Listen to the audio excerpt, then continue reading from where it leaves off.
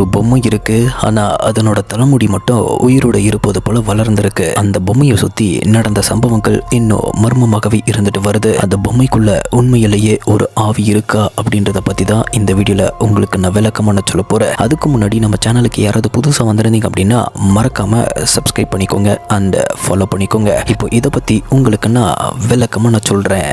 ஜப்பான்ல இருக்க ஒரு பொம்மையை பத்தி சொன்னா இது சாதாரண பொம்மை கிடையாது அப்படின்னு சொல்லிட்டு சிலர் சொல்லுவாங்க. அந்த பொம்மையோட பெயர் ஓகிகோ. இதுக்கு பின்னாடி இருக்கும் கதை 100 ஆண்டுகளுக்கும் மேலாக சொல்லப்பட்டு வரும் ஒரு மர்மமான ஒரு கதை.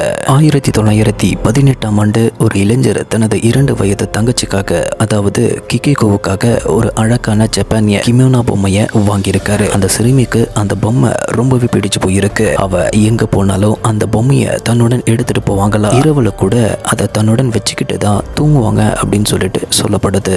ஆனா அடுத்த வருடமே ஒரு சோகம் நடந்திருக்கு. கிகிகோ திடீர்னு உடல் நல குறைவால பலியாகிறாங்க. அவளுடைய குடும்பத்தினர் ரொம்பவே துயரம் அடைகிறாங்க. அந்த பொம்மை அவளுக்கு ரொம்பவே பிடிச்சிருந்ததுனால அவளுடைய நினைவாக அதை வீட்டில் இருந்த புத்த ஆலயத்துல வச்சு பாதுகாத்திருக்காங்க. சில காலத்துக்கு அப்புறம் குடும்பத்தினர் அந்த பொம்மையை பார்க்கும்போது அதனோட தலைமுடி முன்னாடி விட நீளமாக இருப்பதை கவனிச்சிருக்காங்க. ஆரம்பத்துல குட்டையான தலைமுடியோட இருந்த அந்த பொம்மையோட முடி மெதுவாக ஒரு குழந்தையோட தலைமுடியை போல நீளமாக வளர்ந்ததாக கூறப்பட்டிருக்கு. இதனால குடும்பத்தினருக்கு ஒரு பயங்கரமான சந்தேகம் ஏற்பட்டிருக்கு. கிகிகோவோட ஆவி இந்த பொம்மைக்குள்ள இருக்கா அப்படின்னு சொல்லிட்டு அவங்க நம்ப ஆரம்பிச்சிருக்காங்க.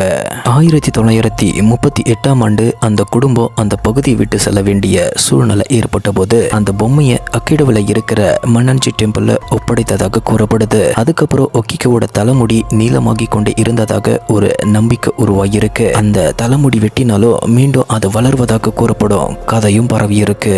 அப்போ உண்மையிலேயே இந்த பொம்மைக்குள்ள பேய் இருக்கா அப்படின்றத கேட்டீங்கன்னா, ஆனா இங்க ஒரு முக்கியமான ஒரு விஷயம் இருக்கு. ஒகிகோ உண்மையிலேயே ஹாண்டட் அப்படின்னு சொல்லிட்டு அறிவியல் ரீதியாக நிரூபிக்கப்படல. சில இயற்கையான காரணங்களால பொம்மையோட தலைமுடி நீளமாக தோன்றியிருக்கலாம் அப்படின்னு சொல்லிட்டு கருதப்படுது. பழைய ஜப்பானீஸ் டால்ல உண்மையான மனித தலைமுடி பயன்படுத்தப்பட்டிருக்கலாம். காலப்போக்கில் அந்த முடியை பிடிச்சிருந்த பொருள் தளரும் போது முடி வெளியே அதிகமாக தெரிஞ்சு அது வளர்ந்தது போல தோன்றலாம் அப்படின்னு சொல்லிட்டு சொல்லப்படுது. மேலும் ஒகிகோ பத்திய பழைய பதிவுகளையும் சில வேறுபாடுகள் இருக்கு. அதனால இந்த கதையோட ஒவ்வொரு விவரமும் 100% உண்மை அப்படின்னு சொல்லிட்டு சொல்ல முடியாது.